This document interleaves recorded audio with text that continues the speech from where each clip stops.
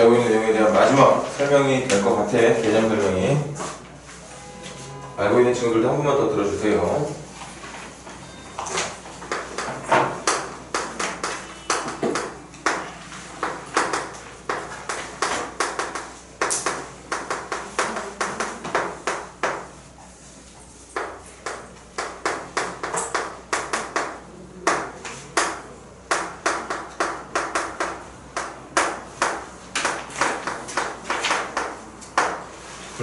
모집단의 평균, 분산, 표준 편차를 이와 같이 지정했을 때 집단의 크기가 너무 큰 관계로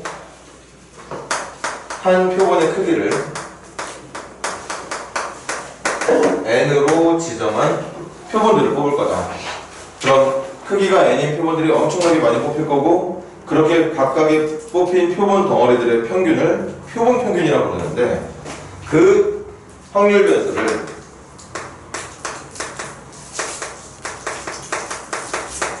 표본 평균으로 하게 되면, 확률 변수를 표본 평균으로 하게 되면 그 확률 변수가 x바가 되는 순간부터 이 x바라는 녀석은 반드시 정규 분포를 따라가게 된다. 정규 분포를 따라가게 됩니다. 모집단이 정규 분포이거나 말거나 모집단 내에서 크기가 n인 표본들을 마구 뽑아내고, 그렇게 뽑아낸 표본들의 평균 구해놓은 것들을 이제부터 확률 변수로 지정한 확률 분포를 계산하게 되면 봐라, 정규 분포가 되고,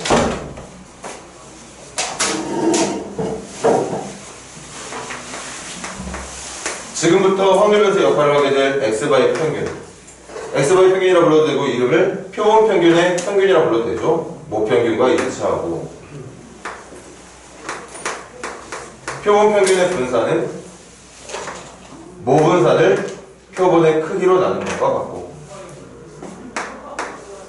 표본 평균의 표준 편차는 이 녀석을 양의제곱근을 이제 씌워주면 되는 거지. 그래서 결정타가 표본을 뽑았을 때 만들어지게 되는 모든 계산은 정규 분포로 계산이 될 건데, 그 정규 분포를 반드시 이렇게 설정한 상태에서 그 이후에 계산을 하게 된다고 얘기를 했습니다. 그치? 이게 첫 번째 내용이었죠. 그리고 지난 시간에 이제 처음 배우게 된 추정.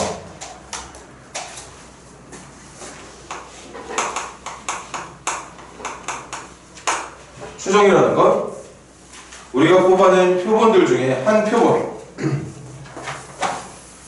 여기에서 말하는 이 표본 평균을 확률 변수로 한다는 건, 표본들이 뽑힐 때마다 표본 평균들이 엄청나게 많이 나올 테니까 여기에 있는 막 몇 개 뽑혀. 걔네들의 표본 평균, 이쪽에서 뽑힌 표본들의 평균, 이렇게 수많은 표본 평균들을 변수로 하고 있는 확률 분포가 정규 분포를 따라간다는 얘기고, 추정이라는 건 뭐냐면 이 덩어리 중에 내가 찾아낸 하나의 표본 평균, 얘가 될지는 모르겠지만 어쨌든 그 표본 평균 하나로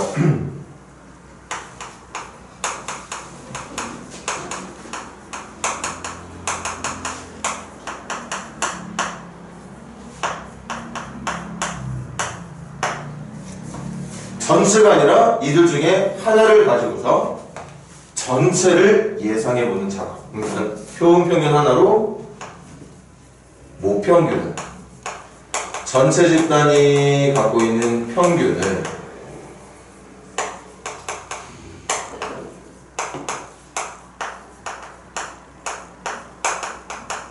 예측하는 걸 쉽게 말해서 추정이라고 한다는 거지.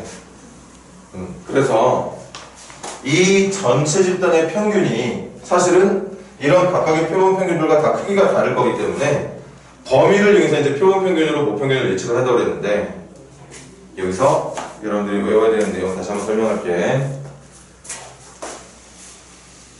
추정을 한다는 건 어떤 특정 확률로 예측을 한다는 거거든. 그 특정 확률을 신뢰도라고 얘기를 하게 되고,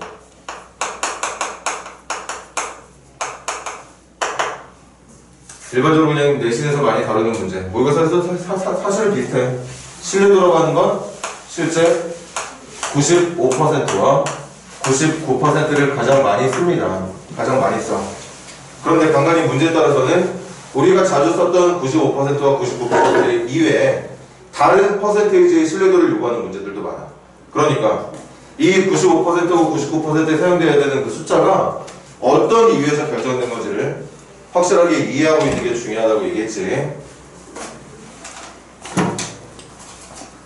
자, 95%로 하나만 예를 듭시다. 95%는 말 그대로 확률이 95%인 거야. 뭐 Z의 범위가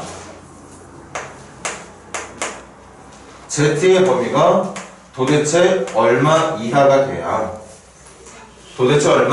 돼야 그 확률이 95%를 의미하는 0.95가 될 것이냐. 잘 들어. 맨날 95%, 99% 하다가 갑자기 다른 퍼센테이지 나오면 문제 못 풀어. 그 방법을 지금 이렇게 될 때의 대입해야 되는 숫자들에 대한 설명을 지금 할 거니까 확실하게 듣고 다른 퍼센테이지가 나오더라도 똑같은 방법으로 찾을 준비를 해야 된다고. 그럼 얘들아 이거 이런 뜻이잖아. Z가 마이너스 K부터 K까지를 말하는 거거든. 그게 0.95가 된다는 얘기야. 그리고 그걸 표준 정규분포를 의미하는 확률 밀도함수의 그래프로 옮겨주면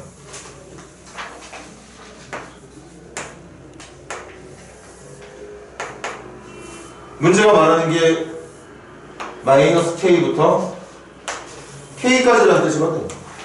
그리고 이 면적이 0.95가 돼야 된다는 얘기인데 여러분들이 표준 정규분포표를 보면 여기가 0.95가 된다는 건 이쪽 부분은 절반이 0.475가 된다는 뜻이거든요. 그래야 합쳐도 0.95가 되는 거니까. 그런데 표준 정규분포표에 이 면적의 크기를 0.475로 해줄 수 있는 K값이 바로 누구로 지정이 되어 있느냐? 1.96으로 지정이 되어 있습니다. 그래서 여러분들이 95% 할 때 1.96. 이거랑 똑같은 방법으로 여기를 0.99로 놓고 풀어봐야 되더라. 그럼 그때 0.99가 되게 해줄 수 있는 그때의 K값이 2.58이라는 값으로 기록이 되어 있습니다. 그래서 말했듯이 자주 풀다 보면 1.96이라는 숫자랑 2.58이라는 숫자가 저절로 외워져.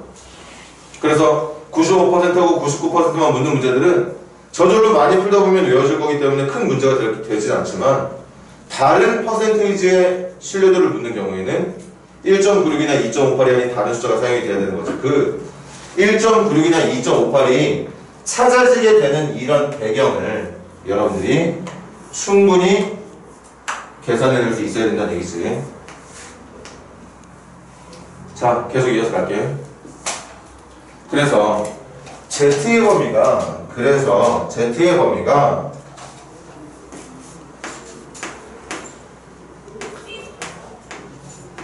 마이너스 1.96부터 플러스 1.96까지면 그때의 면적이 0.95가 되게 됩니다. 그리고 그 확률을 우리는 95%라고 부르게 되는 거고. 거기 이제 마지막 남은 이제 여기에 집중을 하는 거예요, 얘들아. 여기에 집중을 하는 겁니다. 한 번 더 적을게. Z의 범위가 마이너스 1.96부터 플러스 1.96까지라고 하는 그 범위에서 지금 우리가 말하고 있는 Z가 사실은 누구냐? 이거 표준화할 때 썼던 Z잖아. 사실은 이 Z자리에 있던 게 누구냐? 표준편차 루트 n분의 시그마분의 변수 표본평균 마이너스 평균 n 이렇게 돼. 그러니까 이게 바뀌어서 Z가 되는 거였거든요, 얘들아. 표본평균을 변수로 하고 있는 정규분포에서 표준화를 할 때 사용해야 되는 게 표준편차 루트 n분의 시그마분의 변수 x바 마이너스 평균은 모평균이랑 같다고 얘기했으니까 이렇게 말하게 되는 거야. 이걸 마이너스 1.96부터 1.96까지라고 놓고 풀게 되는 거죠. 그리고 양변에 루트 n분의 시그마 곱하고 그 다음 양변에 또 x바라는 거 이항해주고 다시 양변을 마이너스로 나눠주는 작업을 하게 되면 여러분들이 마지막으로 외워야 되는 구간, 이걸 정리해서 얻을 수 있는 구간이 누구냐? 모평균은 이걸 외우는 거야. 표본평균에다가 마이너스 1.96 곱하기 루트 n분의 시그마를 한 것부터 표본 평균에다가 1.96 곱하기 루트 n분의 시그마를 곱한 것까지가 이 범위 안에 모평균이 들어있을 확률이, 내가 전체 집단에서 뽑아낸 하나의 표본 평균을 가지고 만들어낸 이 범위 안에, 여기부터 여기 범위 안에 실제 전체 집단의 평균을 의미하는 모평균이 들어가 있을 확률이 95%가 된다는 얘기였던 거죠. 그래서 보통 문제 여기는 K로 많이 표현을 하는데, 그 K 자리에 95%를 원하는 문제가 나오면 1.96을, 99%를 원하는 문제가 나오면 이 K 자리에 1.96 대신 2.58을 넣게 됩니다. 여기다가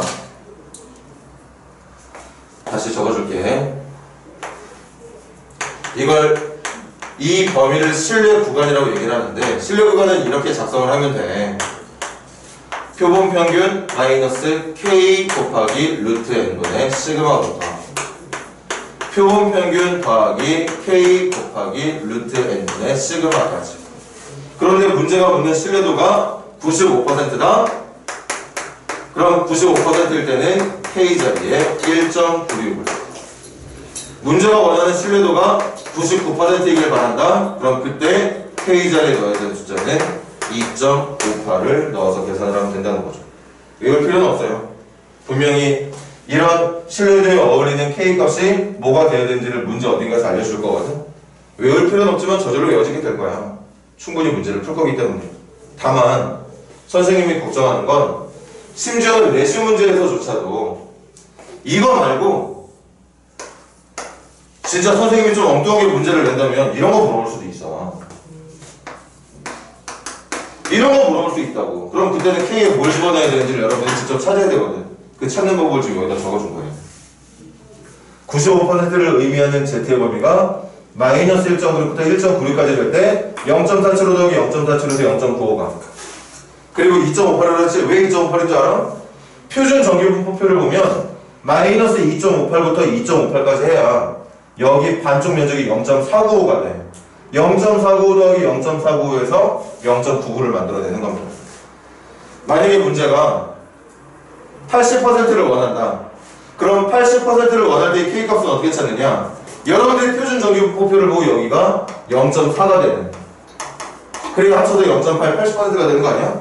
0.4가 되게 해줄 수 있는 그 Z값이 누구인지를 찾아서 그 찾은 값을 K 대신 넣어주면 된다는 거지. 물론 그럴 경우는 거의 드물지만 일반적인 내신 문제에서는 신뢰도를 이거하고 이거로 보통 많이 쓰는 게 당연해. 그런데 간혹 가다가 전혀 다른 신뢰도를 원하는 문제들도 나올 수 있다는 거지. 그걸 풀 때는 이 방법으로 문제를 풀어야 된다는 뜻입니다. 그래서 이걸 추정한다고 해요. 어떤 하나의 표본 평균으로 모평균이 존재하는 구간을 만들어내는 걸 추정. 그렇게 만들어낸 구간을 신뢰 구간이라고 말을 하게 되고, 여기까지가 기말고사의 마지막, 이 확통이라는 단원의 교과서, 교재의 마지막 단원이 되는 거죠. 이제 더 이상 배울 게 없습니다. 끝난 거예요. 여기까지 정리 끝나면 여러분들 기말고사 범위가 전범위라고 하니까 선생님이 전체 범위에 어울리는 문제들 좀 추려가지고 이제 여러분들 문제 풀릴 거고, 일단 여기부터 마무리를 잘해보자고 오늘.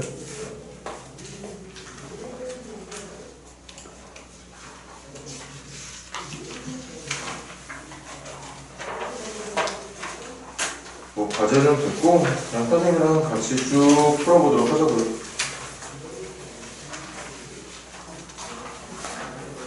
일단 이 지금 적혀있는 식에 대한 표현을 올바르게 할 수 있는지 한번 간단한 문제부터 좀 쉽다고 생각하지 말고 쉽게 풀리는 친구들도 꼼꼼하게 좀 풀어보세요. 90페이지에 456번이랑 458번 시작해봐. 456번, 458번. 456번이랑 458번.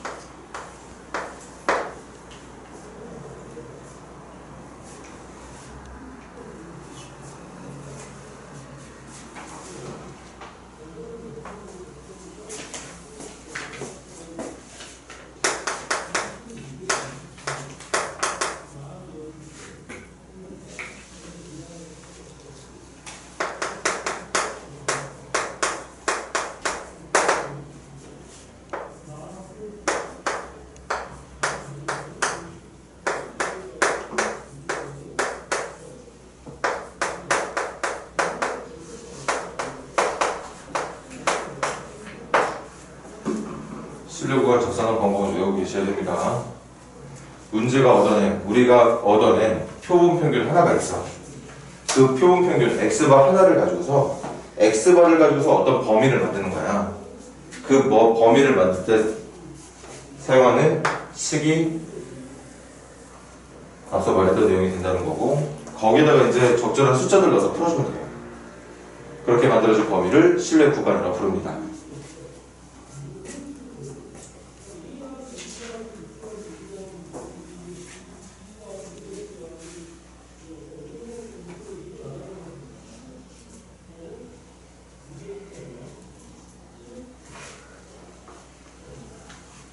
자, 잠깐 멈추고 1번 보세요. 456번. 지금 문제가 원하는 게 내가 전체 집단에서 하나의 표본을 꺼냈대. 그러니까 하나의 표본을 꺼냈다는 건 지금 이 문제의 의도대로라면 이런 거겠지. 전체 집단에서 자료 하나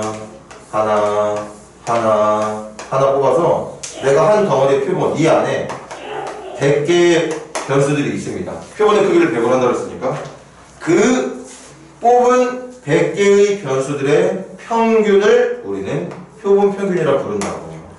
그런데 그렇게 구한 표본 평균이 60이 나오더래요. 60 말고 다른 거 나올 수도 있어. 다른 중에서 100개 뽑으면 또 다른 것도 나오겠지. 그런데 지금 표본 평균으로 모평균을 예측하는 걸 추정이라고 한다 그랬잖아. 그러니까 엄청나게 많은 표본 평균들을 대상으로 하는 게 아니라 내가 그냥 딱 하나 표본 평균을 뽑아낸 거야. 누가 뽑혔는지는 모르겠지만 어쨌든 그 하나의 표본을 완성시키기 위해서 100개의 변수들을 뽑아낸 거고, 그 100개의 변수들이 모인 한 표본의 평균을 x바라고 지금 부르고 있는 거죠. 그럼 쟤를 가지고서 이 전체 집단의 평균, 모평균을 한번 예측을 해보라는 건데, 그 예측하는 방법이 이거니까 외우세요. 그리고 문제가 뭐라고 했느냐? 99%로 추정하라고 했지?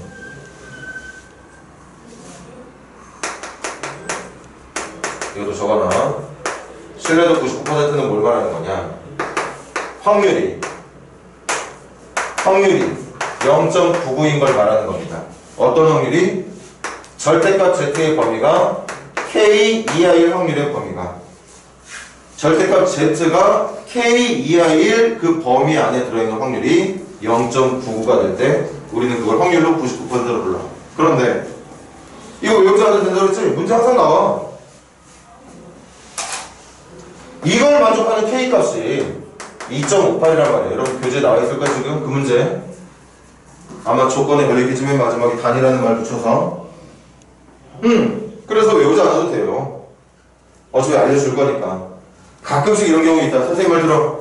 가끔씩 이 계산을 문제가 좀 쉽게 풀게 해주고 싶어서 여러분들이 이 Z의 절대값의 범위가, 절대값이 K 이하의 범위가 0, 절대값 Z가 K 이하일 확률이 0.99가 되게주는 원래 정확한 K는 2.58이거든? 근데 가끔씩 이걸 만족하는 K를 3으로 계산해라. 그렇게 시키는 문제들도 있어. 정확한 숫자는 2.58인데 계산을 좀 편하게 해주고 싶은 어떤 문제들은 3으로 놓고 풀라는 말도 나올 때도 있습니다. 그럼 그때 3으로 놓고 풀면 되겠죠? 그치?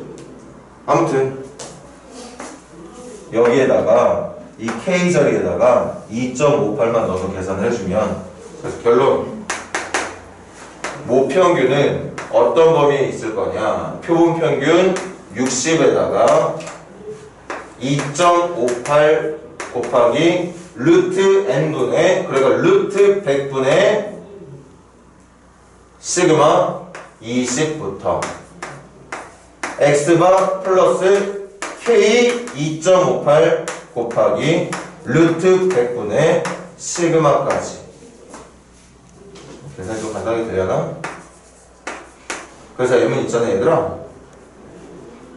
요거 2조 2하면 이 2배 하면 5.16 빼주면 54.16 뺄 거지. 16 84 부터 5.16을 더할 거니까 65.16까지가, 그러니까 지금 이 만들어진 범위 안에 진짜 전체 집단의 평균이 들어있을 확률이 이 범위 안에 모집단의 평균이 들어갈 확률이 99% 정도 된다는 얘기예요. 엄청 높은 확률인 거죠. 100개 중에 99개 정도는 정답이 된다는 얘기니까. 그죠? 저걸 신뢰 구간이라고 부릅니다. 이게 1번 문제 정답이 되겠지? 두 번째, 신뢰 구간의 길이는 뭐 할 말이 있나? 이렇게 만들어진 구간의 길이가 신뢰 구간의 길이니까 여기서 얘 빼주면 돼. 얘들아, 여기서 얘를 뺀 거. 여기서 얘를 빼면 x바만 날아가고 k 곱하기 루트 m분의 시그마가 2배가 될 거니까 방금 말했던 5.16이라는 값의 2배. 5.16이라는 값의 2배가 이 구간의 길이가 되겠죠. 그래서 10.32라고 말을 해주면 된다는 뜻이겠습니다. 구간의 길이는. 필기들 해놓으시고 458번 한번 시작해보세요. 458번.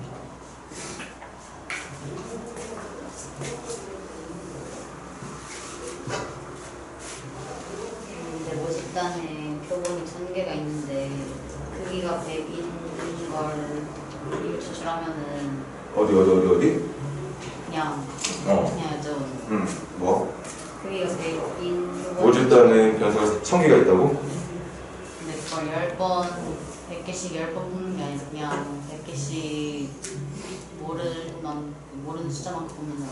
변수가 만약에 1000개가 있으면 모집단의 변수가 1000개야. 그런데 내가 표본의 크기를 100으로 한다고 쳐봐. 그럼 이거 표본의 개수 정말 많이 나와. 거의 무한대기야. 그러니까 저 어떤 임의 추출을 뽑을 거기 때문에 100개를 뽑기 위해서 먼저 첫 번째 거는 1000개 중에 하나. 두 번째 것도 뽑은 거 다시 집어넣은 상태에서 뽑을 거기 때문에 또 1000개 중에 하나. 그렇게 100개 뽑는 내내 계속 1000개 중에서 하나 뽑을 거기 때문에 이걸 이용해서 만들 수 있는 크기가 100인 표본의 개수는 1000의 100제곱개가 되는 거지. 엄청나게 많은 거야.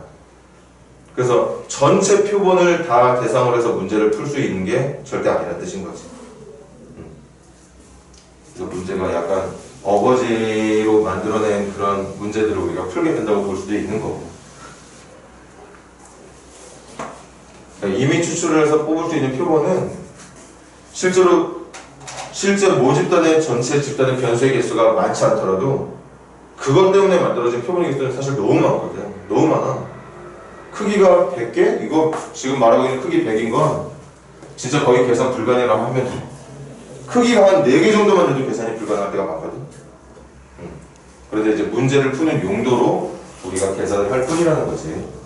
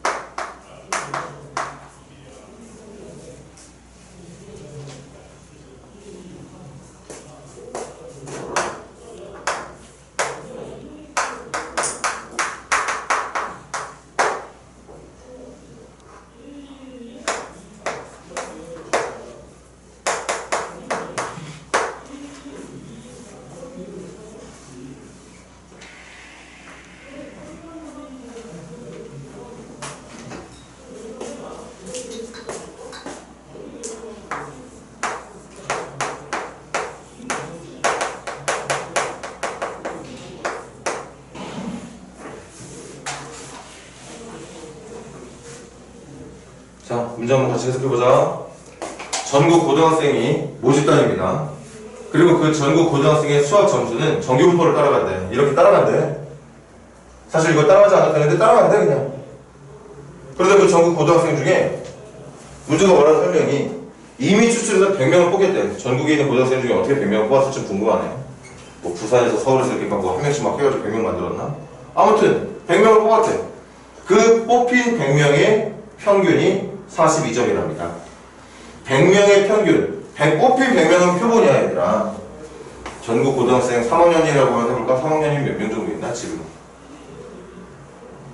선생님 때는 한 80만 명 정도 됐었는데 지금은 전국 문이과 합쳐서 몇 명 정도 되려나? 한 50만 명 되나? 이제는? 60만 명 되려나? 아무튼 되게 많은 거야. 그 중에 랜덤으로 뽑을 거니까 랜덤으로 뭐 한 명 뽑았더니 얘가 인천에, 여기는 다산에 있는 애가, 어떤 애는 서울에 있는 애가, 뭐 서울의 강북에 있는 애가, 대치동에 공부하는 애가, 뭐 충청도에 사는 애가 막 뽑히는 거지.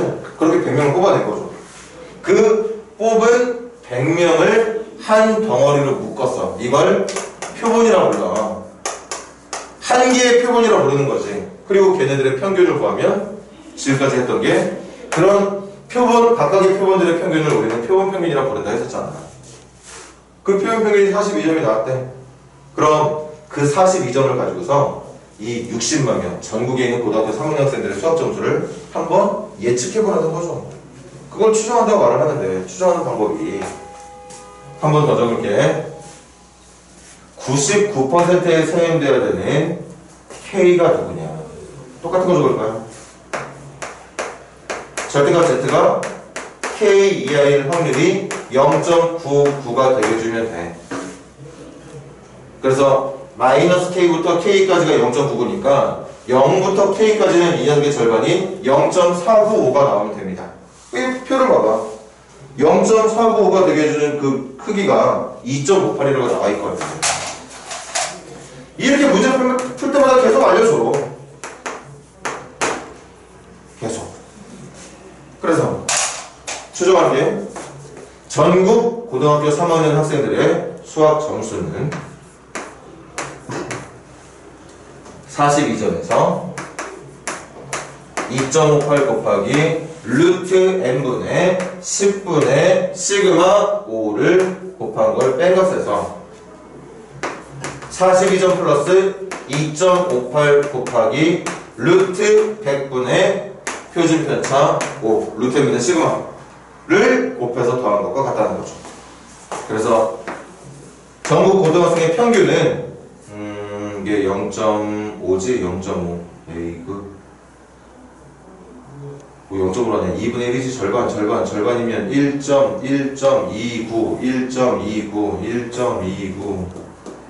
1.29를 뺄 거니까 40.29를 빼면 71부터 1.29를 더할 거니까 43.29까지.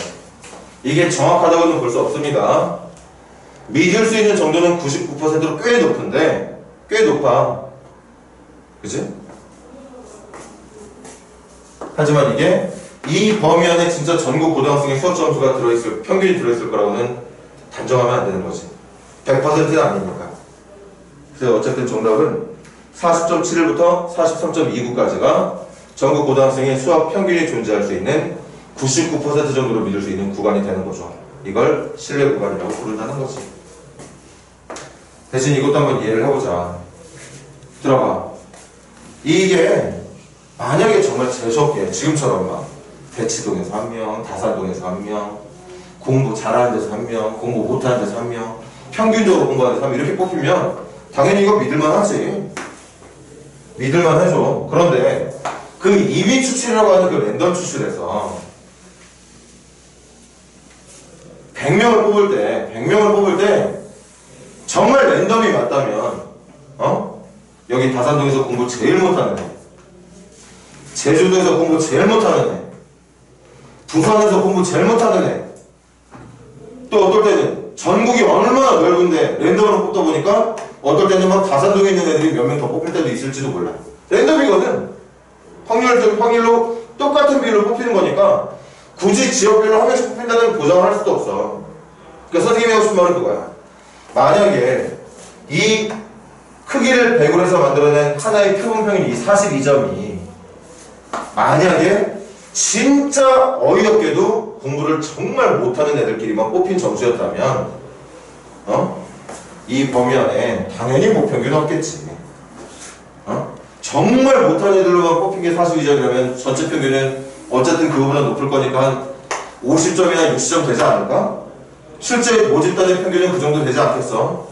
그러니까 선생님 말은 이렇게 내가 얻어낸 표본 평균으로 구간을 만들어 놓긴 했는데 만약에 그 얻어낸 표본 평균이 진짜 엉뚱한 표본 평균이라면 이 구간 안에는 절대 모집단의 평균이 존재하지 않을 거다. 그럼 존재할지 존재 안 할지 모르는데 뭐 어떻게 하라는 거냐? 그건 어떻게 생각하면 된다고? 이게 단정 짓지 말라는 얘기야 이걸. 그냥 이렇게 만들어진 범위가 진짜 어이없게 뽑힌다면 이런 이상한 상황이 만들어질 수도 있겠지만 말 그대로 99% 100번 중에 99번 정도는 믿을 수 있는 구간이 된다는 얘기지. 단정을 지을 수는 없는 거지만 그런 의미입니다. 실내 구간이라는 건. 그리고 다시 한번 실내 구간의 길이라는 건 뭐라고? 여기서 얘를 뺀 것. 그러니까 구간의 길이는 생각을 해봐 얘들아. 여기서 얘를 빼면 x번은 날아가고 k 곱하기 루트 f분의 시그마가 2배가 될 거. 이게 실내 구간의 길이에요 이게. 그치? 뭐 저렇게 외우든 오른쪽에서 왼쪽을 뺀다고 생각을 하든 전혀 상관없습니다. 자 넘겨보시고 자 문제 좀 길지만 그래도 한번 천천히 읽고 한번 해봐. 460번 시작해보세요. 460번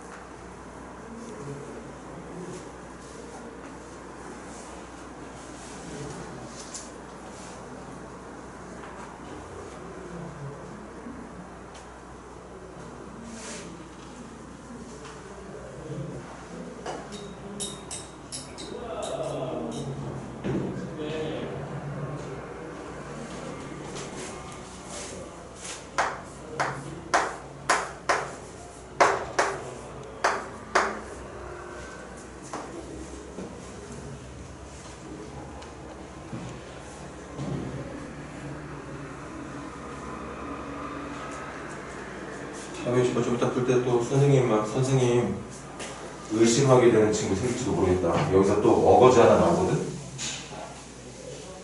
진짜 어거지. 선생님이 생각해도 어거지가 나와. 어거지에 대한 설명을 하나 할 건데 그냥 믿고 그런가 보다 하고 외우세요.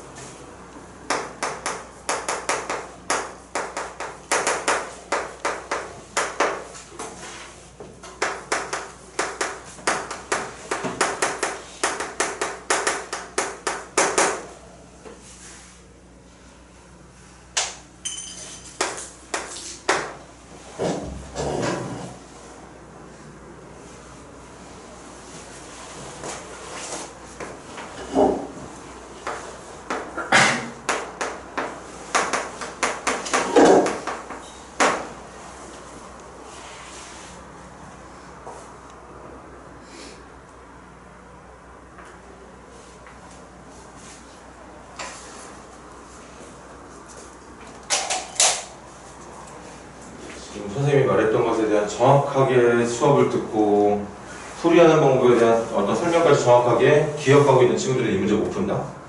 정식대로는 절대 못 풀어. 뭔가 건성 하다 보면 어떻게 운 좋게 또 풀릴 수도 있겠지만 선생님의 설명을 그대로 믿고 지금 풀고자 하는 친구들이라면 이 문제 못 풀어요. 필요한 자료들이 좀 부족하게 나와 있거든.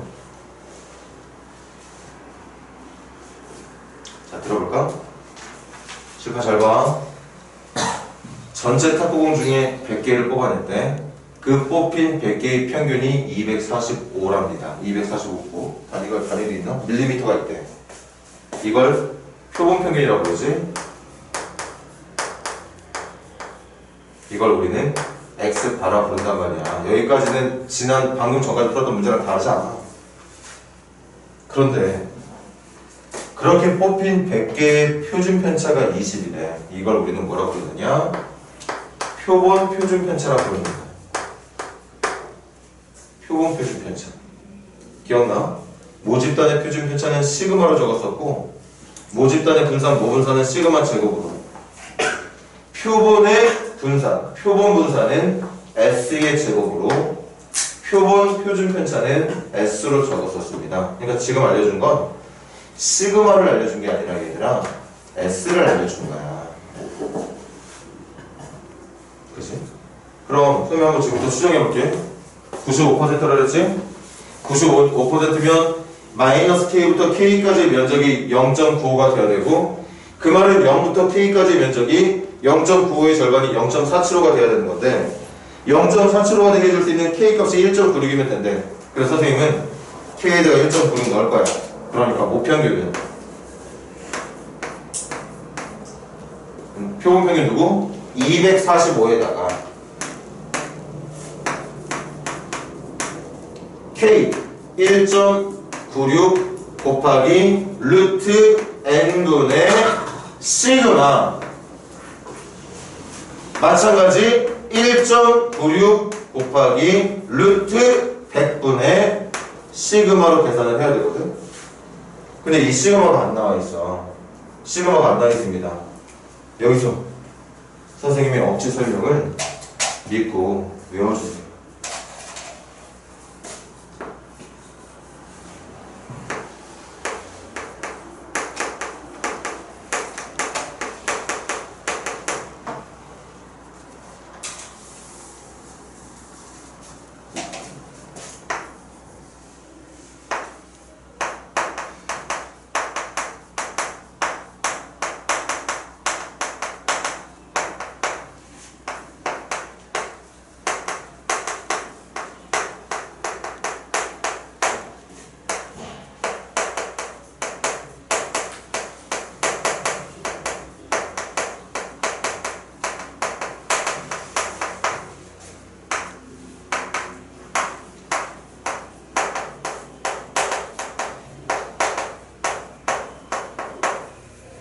선생님이 쓰면서도 정말 진짜 개소리예요. 말도 안 돼.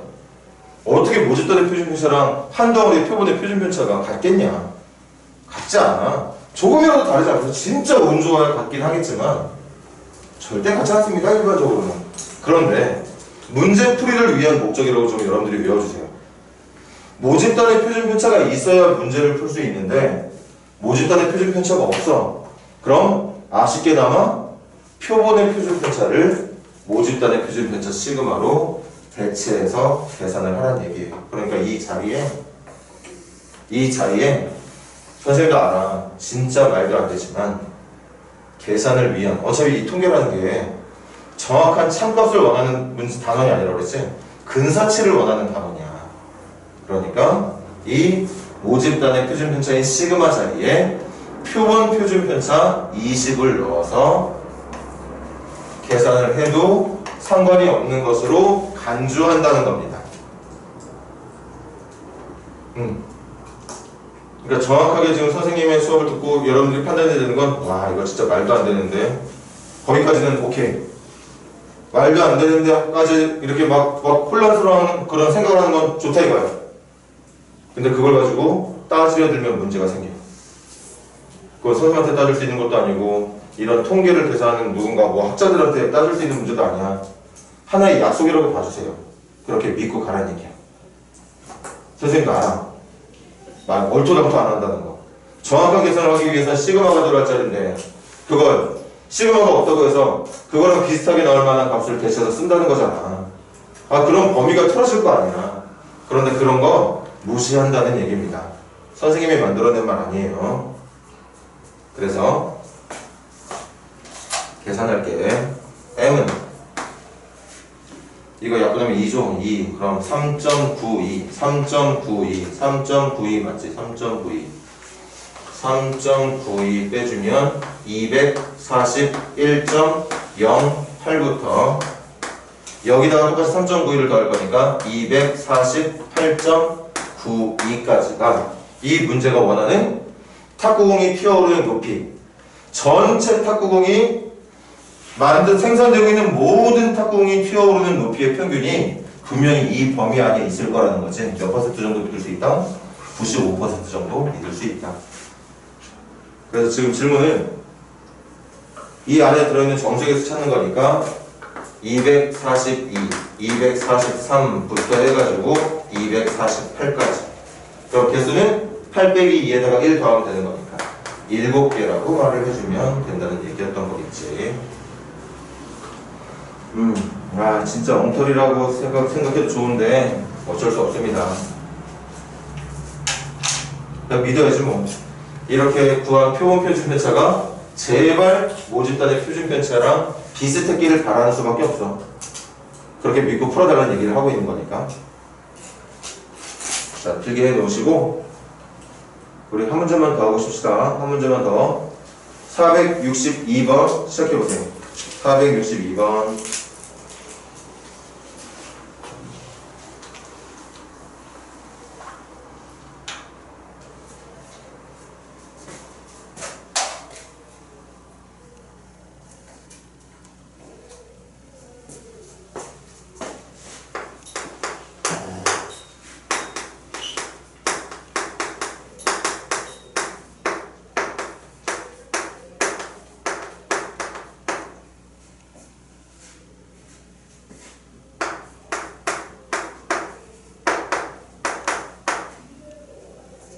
지금 여러분들 풀고 있는 460원이랑 방금 전에 풀었던 460원의 차이 좀 잘 봐.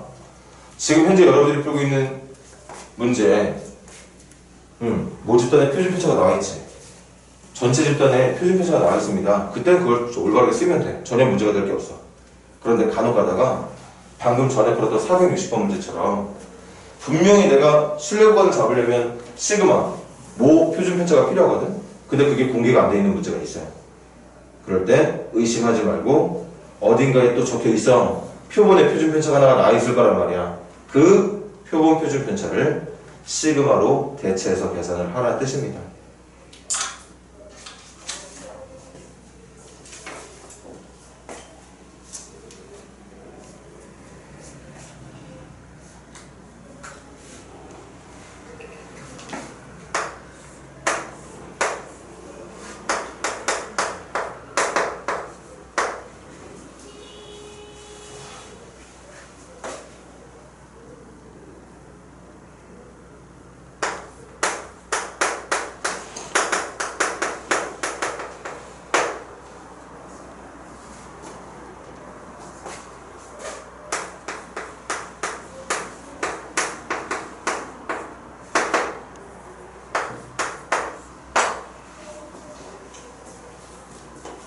그래서 또 뭔가 문제가 생기고 있는 친구도 있을까 또 말해줄게. 선생님 이번에는 표본 평균이 없는데요? 표본 평균에다가 뭘 뺀 값이랑 표본 평균에다가 뭘 더한 값을 이상 이하로해서 범위 만드는 거 했잖아요. 하면 되는데 표본 평균이 없어. 그럼 구간을 만들지 못할걸? 그런데 문제를 잘 보면 지금은 실내 구간을 만드는 문제가 아니에요. 실내 구간의 길이를 가지고 푸는 문제. 그러니까 쉽게 말하면 X반은 필요 없습니다. X반은 필요 없어. 계산하는데 전혀 영향을 못 줍니다. X반은 녀석은. 실내 구간의 길이를 가지고 문제를 풀 거기 때문에.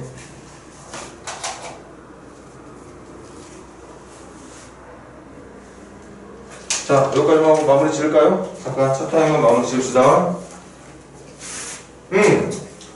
크기가 n이 표본을 하나 뽑았는데 뽑았는데 평균이 안 나와있잖아. 그럼 그 뽑은 평균을 X바라 부르자.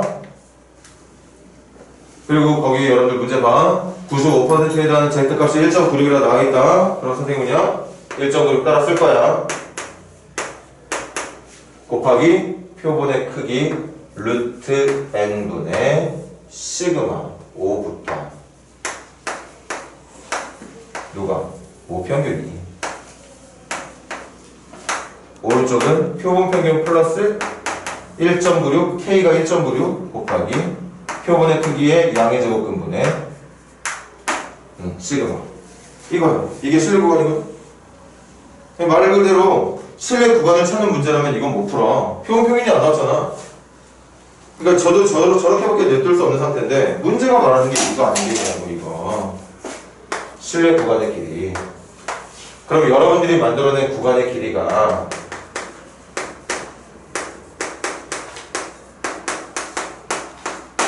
뭐야? 빼면 되는 거니까 1.96 곱하기 1.96 곱하기 루트 n분의 5의 2배가 실내 구간의 길이 아닙니까? 이거 이렇게 만들어낸 구간의 길이가 이거야. 그래서 방금 말했지. 실내 구간의 길이를 가지고 푸는 문제라면 표본 평균 x반에 전혀 문제 푸는데 도움을 못 준다. 그래서 공개를 안 한 겁니다. 그리고 그 구간의 길이가 1 이하가 되는 거고.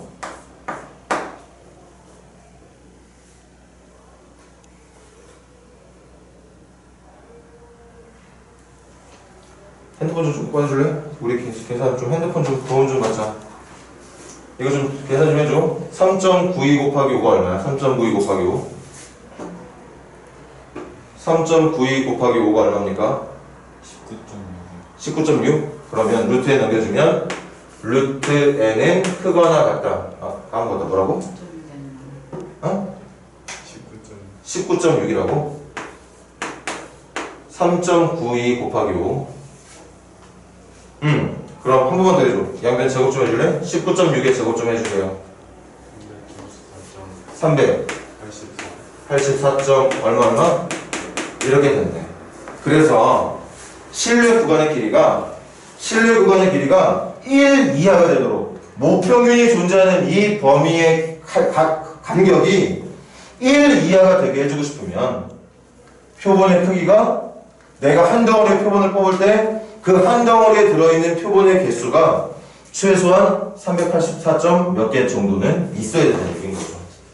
그래서 표본 크기의 최소값 구하는 문제였겠네. 이거 이상의 최소값, 표본이라는 건 당연히 개수가 자연수계일 테니까 385개일 때가 최소가 됐다고 볼 수 있겠습니다. 그래서 표본 크기의 최소값의 크기는 385라고 말해주는 게 옳겠죠. 자, 수고들 했어요. 조금만 쉬었다가 쉬엄쉬엄 한 타임만 더 하고 마무리 짓도록 하자고요.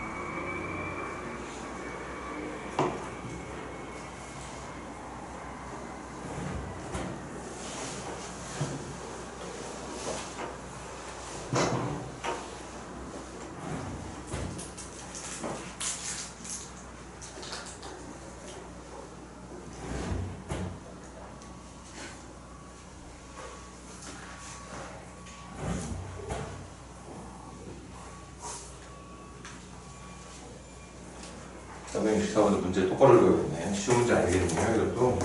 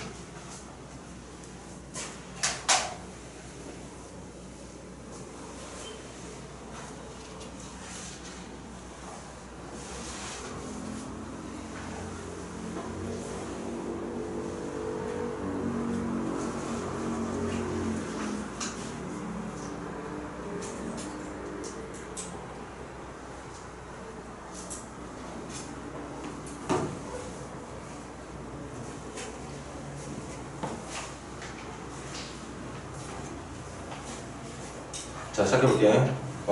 좀 마무리를 아마 못했을 것 같아, 다들. 일단 여기까지 볼까? 지금 우리나라에서 운행되는 전체 택시, 모집단이 되는 겁니다.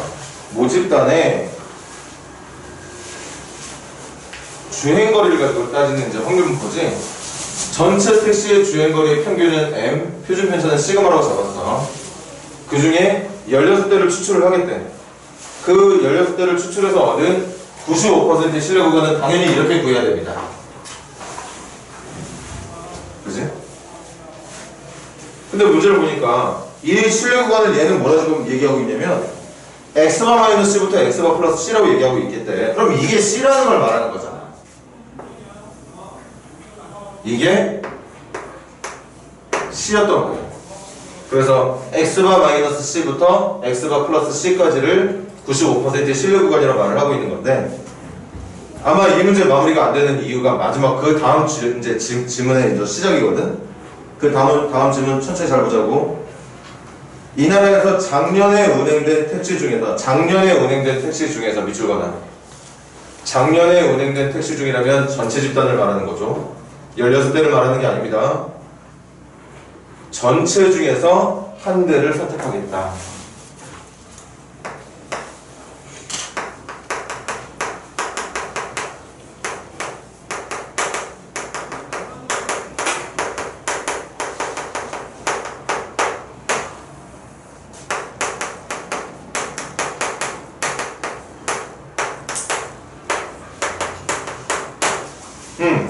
그럼 들어봐. 작년에 운행된 전체 택시 모집단 중에서 한 대를 선택하겠다는 얘기인데, 이거 결국 무슨 말을 하고 있냐면 모집단 가지고 계산을 해달라는 얘기를 하고 있는 거야. 표본 집단 가져가지 말고 여기까지는 16대를 추출해서 표본 평균으로 어떤 신뢰 구간을 만들었다면 이 이후부터 시작되는 문제들은 다시 모집단에서 뭔가를 계산해보라는 얘기인 거죠. 만약에 어쨌든 이것도 한 대 뽑은 거니까 표본이라고 봐야 되는 거 아닌가요? 표본이라고 생각해도 좋아. 표본이라고 생각해도 좋습니다. 만약에 이걸 여러분들이 표본이라고 생각한다면 16개 추출한 것처럼 이것도 표본의 크기라고 말했던 것처럼 여기서 말하는 한 대도 표본의 크기를 1이라고 생각하고 싶다면 그렇게 생각하세요. 그럼 계산 어떻게 되는 거지? 이 표본의 평균은 당연히 모평균 따라갈 거고, 이 표본 평균의 분산은, 표준 편차는 원래 루트 m분의 시그마를 따라간다고 했잖아. 루트 m분의 시그마. 그런데 표본의 크기가 1이거든. 여기에 들어갈 숫자가 1이야.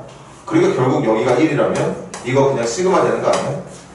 1이 여기에 들어가서 계산이 되는 거라면 이거 뭐야? 평균은 m이고 표준 편차는 시그마인 그게 뭐? 모집단의 정규분포 가지고 문제를 풀어달라는 얘기인 겁니다. 거기에 해석이 어려웠기 때문에 이 문제를 아마 처음 푸는 여러분들 입장에서는 마무리를 못했을 거예요. 그래서 이제부터 이제 풀 수 있는 거지. 간다? 그럼 질문이 뭐였느냐? 주행거리가 n 플러스 c 이하일 확률을 찾아달래. 그럼 표현하는 거 잘 봐. n 플러스 c 이하. 그런데 모집단 가지고 확률을 찾는 거니까 여기 변수는 x바가 돼야 되는 게 아니라 이 녀석의 모집단의 변수인 x를 가지고 문제를 풀어야 된다는 거지. x바 가지고 푸는 게 아니라. 그래서 모집단의 주행거리가 n 플러스 c 이하일 확률을 찾아달라는 문제였던 거야. 그럼 이제부터 똑같이 풀어주면 돼. 표준화 시킬게. z는 작거나 같다. 시그마분의 여기 루트 n분의 시그마 집어넣으면 난리나. 근데 사실 루트 n분의 시그마 집어도 상관이 없는 게 루트 n이 1이니까. 근데 의미는 이게 아니라 이렇기 때문에 시그마가 아니라 문제에서 대상이 되는 게 모집단 중에 선택을 한 거기 때문에 얘를 가지고 해달라는 뜻이었던 거죠. 솔직히 이렇게 생각해도 상관은 없겠지만 어찌됐든 들어갈 건 시그마야. 그리고 x n 플러스 c 마이너스 평균 m 이거 n 플러스 c 맞아? 맞죠? 그렇게 계산해달라는 얘기인 거지? 그래서 m 날아가고 다시 한번 적을게. z는 작거나 같다 시그마 분의 m 날아가면 c만 나오는데 아까 문제에서 말하기에 c가 얘라고 그랬거든. 계산이 갑자기 4지. 4, 4, 16, 4, 4, 16, 4, 4, 16, 4, 9, 16, 4, 9, 36, 4, 4, 16, 4, 9, 0.49죠? 약분하면 0.49 곱하기 시그마라고 적을 수 있는 거겠지? 이 값이 C 값이었으니까.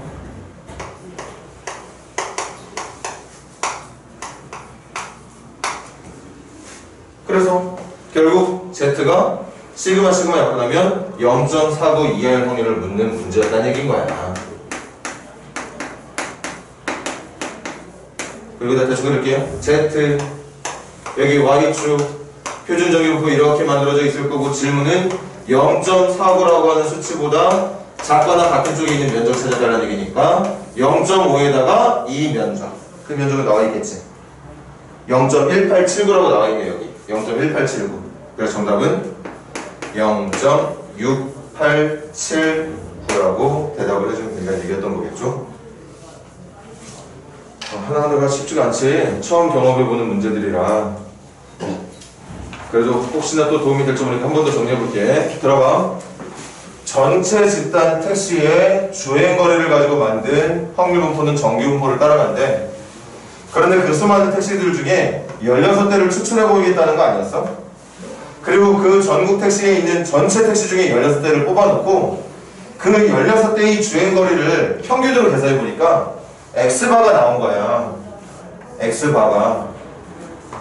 그 X바를 가지고 전체 택시의 주행거리 평균, 모집단의 평균을 실내 구간으로 한번 95% 정도로 잡아봤습니다. 그치? 근데 아까도 말했잖아. 하필 그 뽑힌 16대가 진짜 전국에 있는 택시들 중에 하필 제일 운에 많은, 제일 운에 주행을 짧게 한 애들만 뽑힐 수도 있는 거야. 그러면 말도 안 되는 구간이 되겠죠. 그런데 그런 건 따지지 마. 그냥 평균적으로 전체 택시가 움직이고 운행했던 거리랑 비슷한 애들이 뽑혔다고 생각을 해. 그냥 마음 편하게. 응? 실제로는 이 구간 안에 전체 택시의 주행거리가 들어있을 확률은 100번 중에 95번 정도밖에 안 됩니다. 나머지 5번은 완전히 엉터리 구간이 만들어질 가능성이 있다는 얘기야. 어쨌든 구간은 이게 맞아. 그런데 이 구간을 문제는 X바-C부터 X바 플러스 C라고 표현했으니까 얘가 C였던 거죠. 그리고 아까 난 뒤늦게 계산했지만 지금 미리 계산할게. 4분의 1에다가 1.5를 곱하면 0.49. 그러니까 얘는 0.49 시그마.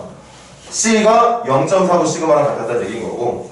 그 다음 질문이 뭐였냐면 이제 여기서 우리 국어에서 선생님 국어를 잘 못하긴 한데 아예 문단이 바뀐다고 생각을 하세요. 여기서 한 문단이 끝나고 다시 여기서부터 새로운 문단이 시작된다고 생각을 해달라는 얘기예요.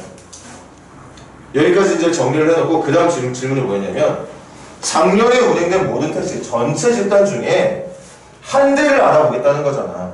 그 한 대를 표본의 크기로 생각해도 선생님은 전혀 상관없다고 얘기하고 있는 중 여기다 1 집어넣고 풀겠다고 생각해도 상관이 없다고. 중요한 건 이렇게 생각하든 저렇게 생각하든 결론은 여기서 말하는 이 확률은 모집단의 정규분포를 가지고 확률을 구해달라는 얘기인 거구나. 착각하지 말아야 되는 게 그러니까 선생님이 제일 걱정되는 건 그거야. 이거의 확률을 찾는데 문제는 이걸 묻고 있는데 문제를 잘못 이해해가지고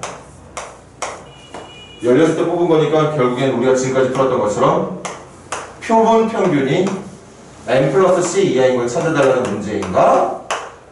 그러니까 이걸 z로 바꿀 때 시그마 자리에 시그마를 지금 집어넣는 게 아니라 루트 1분의 시그마 4분의 시그마를 넣어서 계산하고 있는 실수를 하지 말라는 거죠. 이렇게 계산하기를 바라는 문제가 아니라는 뜻이야. 지금 묻고 있는 이 정규분포 문제는 여기에 있는 정규분포를 가지고 풀어달라는 게 아니라 다시 얘를 가지고 만들어낸 정규분포가 이거 아니야? 루트 1분의 시그마 그러니까 4분의 시그마 이게 표본 평균으로 만들어낸 정규분포란 말이야. 그리고 지금 여러분들이 보고 있는 이 문제는 이걸 가지고 풀어달라는 얘기를 하고 있는 중에 이 얘기가 아니라 얘 가지고 풀어달라는 의미의 문제라는 거죠. 그걸 좀 정확하게 인지를 해달라는 뜻입니다. 선생님 말은. 지금까지 얼마나 많이 풀었어. 맨날 표준할 때 이거 했잖아. 중간고사 볼 때까지는 이거 가지고 표준화를 많이 했다면 지금 풀고 있는 모든 문제들은 계속 이거 계산하고 있었거든 우리. 이거 계산하고 있었단 말이야. 그러니까 번호처럼 또 이걸 계산할 위험이 있을까봐 선생님이 하는 말이야.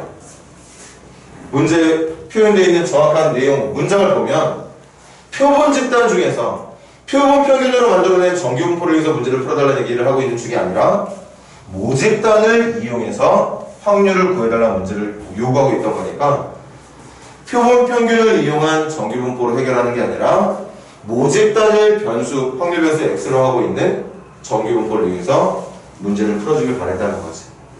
그런 뜻이었습니다. 자, 간단하게 정리해 주시고요.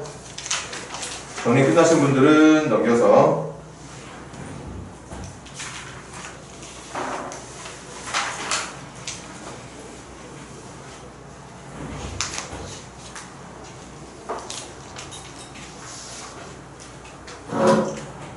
한번 이거 해볼까? 465번 시작해보세요. 465번. 여러분들 진위 문제 좀 약한 편이니까 465번 한번 해보죠.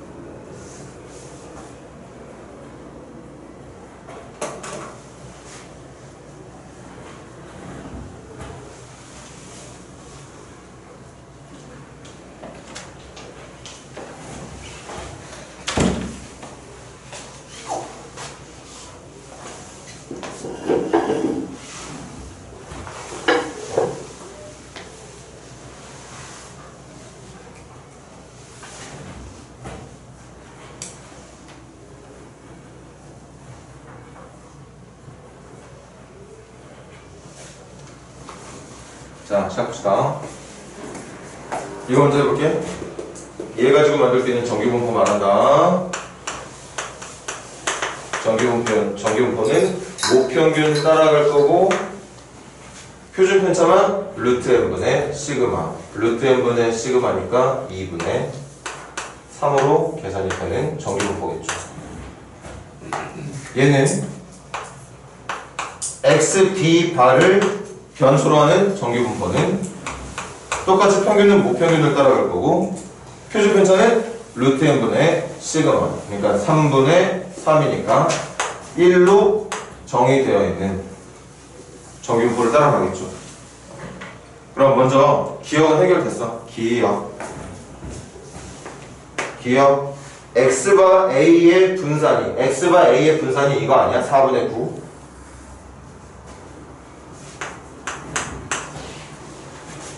xb의 그러니까 이 녀석의 분산은 1의 제곱이니까 1이라고 말해주면 되는 거겠지.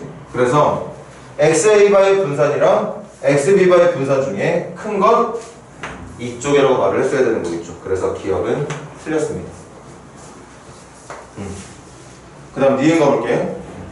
니은은 x바 a, 그러니까 xa바의 확률과 xb바의 확률을 찾는 건데, 이건 그대로 한번 또 적어봐야겠다. 먼저 p xa바의 값이 n 플러스 3 이하일 확률. 먼저 이거 정리한다. z로 바꿔야겠지. z로 바꿉시다. 작고 하나 같다. 그럼 이거 시그마 2분의 3분의 n 플러스 3 마이너스 m이 되는 거니까 3이라고 말해주면 되겠죠. 그래서 얘는 z가 틱틱 약분하면 2 이하의 확률을 묻는 거랑 같은 거였네. 두 번째, xb 바의 범위가 n 플러스 3 이하의 확률을 찾으러 가볼게요. 그럼 이것도 표준화 시켜야 돼. 똑같이 작고 나갔다. 시그마분의 x 마이너스 m. 이거 마이너스 평균이니까 3이라고 말해주면 되겠지. 그래서 얘는 3 이하의 확률을 찾는 것과 같은 거죠. 그럼 머릿속으로 그래프 한번 생각해봐. 이렇게 만들어진 물결 모양에서 2보다 작거나 같은 쪽하고 3보다 작거나 같은 것 중에 면적이 큰 건 얘가 되겠지. 그래서 크기는 이쪽이 더 커야 되는 거. 그래서 니은은 정답이 되겠네요. 디귿.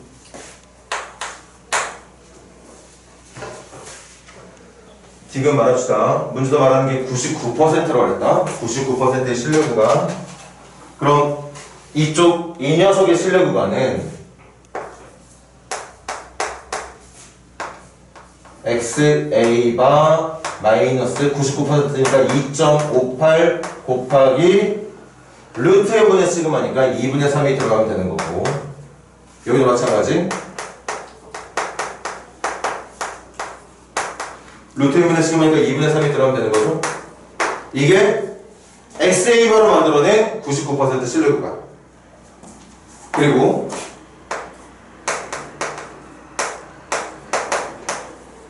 루트 n분의 시그마니까 1 곱해주면 되는 거지.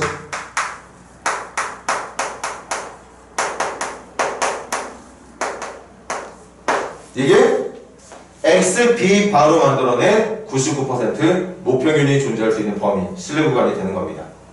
근데 문제는 이걸 처음에 문제에서 이걸 A부터 B까지로 말하고 있었고, 얘들아 얘를 C부터 D까지로 말을 했었어, 문제가. 그리고 디귿 보기는 뭐였냐면 D-C하고 B-A. D-C는 이 녀석의 실내 구간의 길이, B-A는 이쪽에서의 실내 구간의 길이를 말하는 거죠. 그럼 얘의 2배가 되는 거니까 2 곱하기 2.58 곱하기 2분의 3이 될 거고, 이 신뢰 구간의 길이는 이 녀석의 2배가 될 거니까 2 곱하기 2.58 곱하기 1이 되겠죠. 그래서 똑같이 2와 2.58은 곱해져 있는 상태에서 마지막에 곱해져 있는 값이 큰 게 더 큰 값일 테니까 신뢰 구간의 길이는 얘가 더 길다고 봐줘야 되는 거겠지. B-A가 더 길다고 말하고 있는 D급 보기도 정답이 된다는 얘기였던 겁니다. 그렇게 해서 이 문제는 이 정도로 마무리하고 466번 한번 정답 빠르게 찾아봐. 이 신뢰도, 신뢰 구간, 추정 이런 것들을 배우고 있는데 왜 하고 있는지 생각을 해봐. 뭔가 간단하게 조사해서 전체 접전의 특징을 올바르게 예측하고 싶은 게 추정이거든. 최대한 비슷하게 예측하고 싶은 게 추정이란 말이야.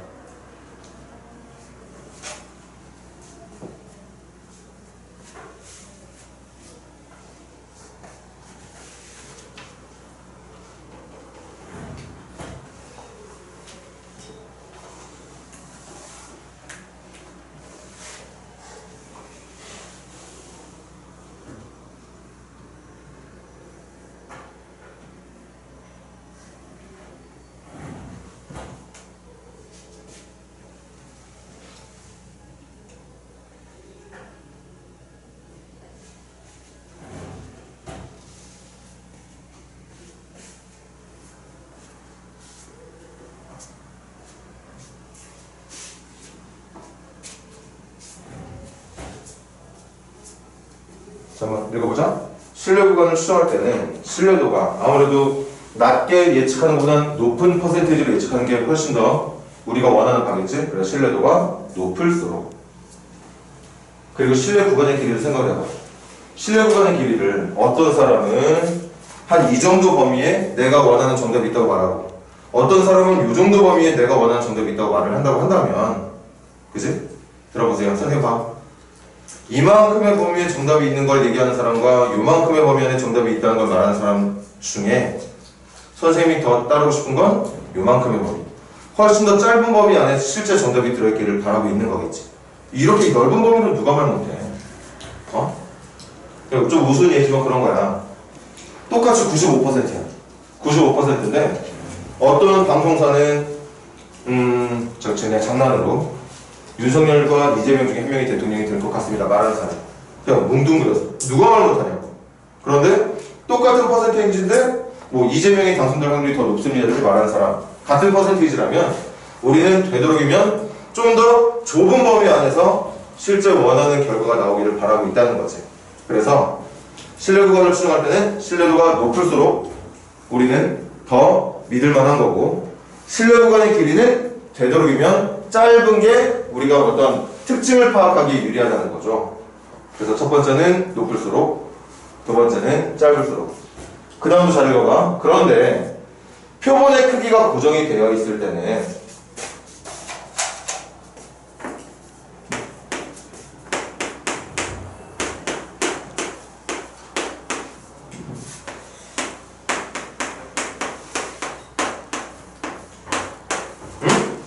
이게 바뀌지 않을 때는,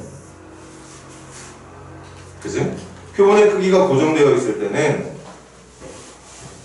신뢰도를 높이고 싶으면 표본의 크기가 고정되어 있는 상태에서 신뢰도를 높이고 싶으면 신뢰 구간의 길이가 길어질 수밖에 없는 거지. 들어봐.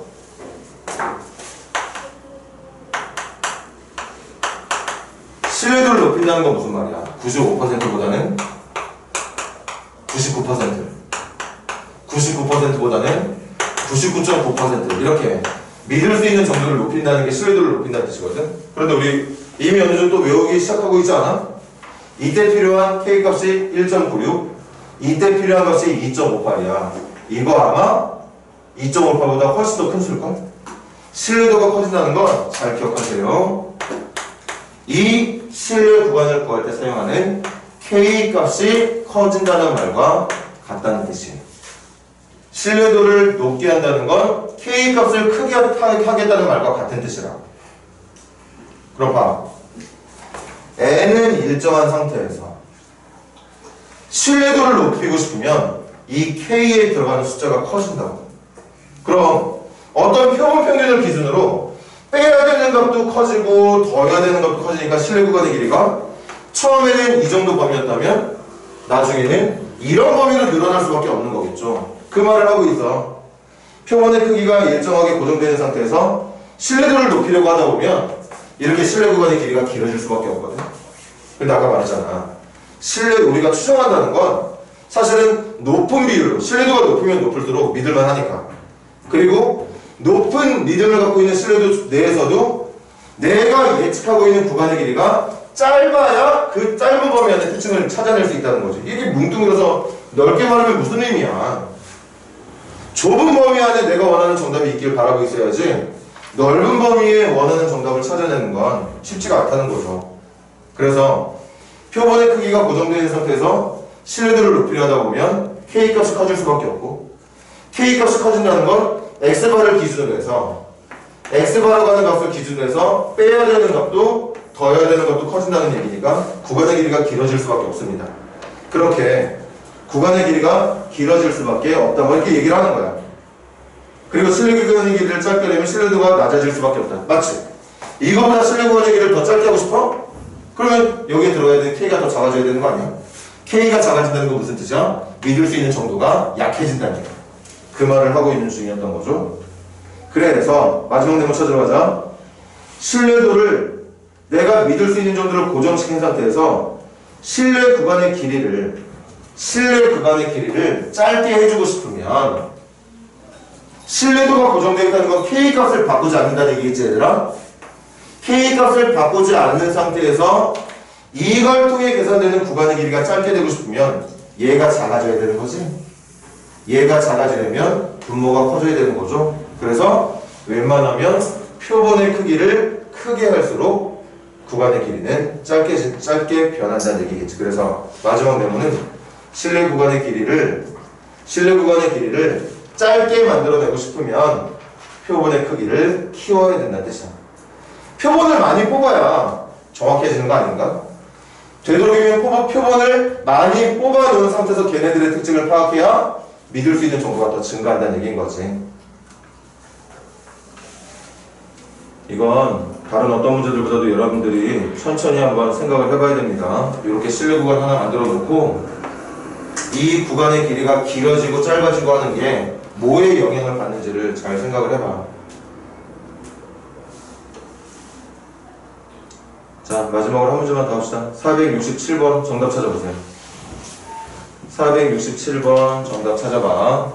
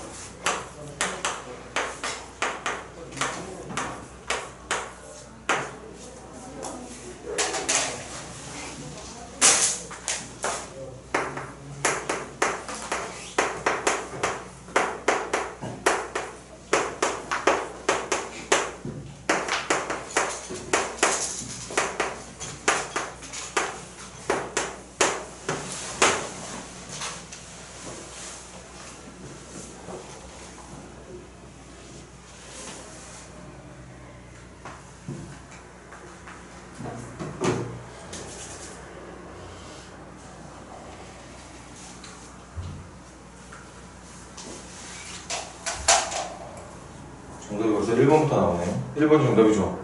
마지막으로 한 번 더 해석해봅시다. 1번. 신뢰도를 낮추면서. 여기 7번 봐. 이게 신뢰 구간의 길이거든, 얘들아. 1번 보기는 뭐 말하는 거야? 신뢰도를 낮추겠대. 신뢰도를 낮추겠다는 건 K를 작은 수를 집어넣겠다는 얘기야. K의 크기는 작게 하면서 표본의 크기, 루트 n 자리에 들어갈 숫자를 키우면 K 작게 되면 얘 작아져. n을 키우게 되면 분모가 커지는 거니까 얘도 작아져. 그러니까 실내 구간의 길이는 계속 짧아지게 되겠죠. 1번부터 벌써 정답이 나왔죠. 두 번째 가볼게. 실내 구간은 낮추면서 얘들아 들어봐. 얘는 다운시키면서 표본의 크기까지 다운시키겠대. 표본의 크기를 다운시키겠다는 얘기는 얘들아 표본의 크기를 작게 하겠다는 건 이 수를 크게 만들겠다는 뜻이거든. 그럼 얘는 작아지고 있지만 얘는 커지고 있는 중이니까 이 구간의 길이가 어떻게 될지는 솔직히 모르는 거지. 얘가 훨씬 더 작아지고 있다면 작아질 거고 얘가 작아지는 거에 비해 얘가 훨씬 더 커지고 있는 속도가 빠르다면 커지게 될 거고 그러니까 구간의 길이는 어떤 상황인지에 따라 다르게 될 수 있다는 거지. 그래서 2번은 정답이 될 수 없고 3번 가볼게. 3번은 신뢰도를 높이겠대. K에는 큰 숫자를 넣겠답니다. 표본의 크기를 작게 하겠대. 표본의 크기를 작게 하겠다는 건 루트 m 시그마를 크게 하겠다는 얘기. 그럼 실내 구간의 길이는 당연히 길어져야 되겠지. 여기서의 길이는 방금 말했듯이 2번 보기는 모른다고 얘기했지만 길어지는 게 맞아. 그런데 짧아진다고 말하고 있으니까 틀린 거고. 4번 신뢰도는 높이겠대. K 값을 키우겠다고 하고 표본의 크기를 크게 하겠대. 분모가 커지면 이 식 전체는 작아지는 거니까 이것도 당연히 실내 구간의 길이는 어떻게 될지 모르는 상황인 거죠. 그리고 5번 실내 구간의 길이는 신뢰도와 표본의 크기하고 관계없이 일정하다? 뭔 개소리. 얘네들의 값에 따라서 실내 구간의 길이는 길어지기도 하고 짧아지기도 하는 건데 관계없다는 말 자체가 말이 안 되죠. 그래서 지금 두 문제 정도만 풀었지만 466번이나 467번 한번 천천히 여러분들이 직접 혼자서 글 읽는다 생각으로 한번 이해를 목적으로 하는 어떤 정독을 한번 해봐. 그걸 받아들여야 이 단원이 끝나게 되는 거니까. 일단 오늘은 여기까지만 해서 진도는 마무리를 할 거고요. 다음 시간부터는 선생님이랑 앞쪽에 있는 문제들 천천히 큼직큼직한 유형들 위주로 해서 한번 연습해보자고 시험 때문에 시작한다 생각합시다.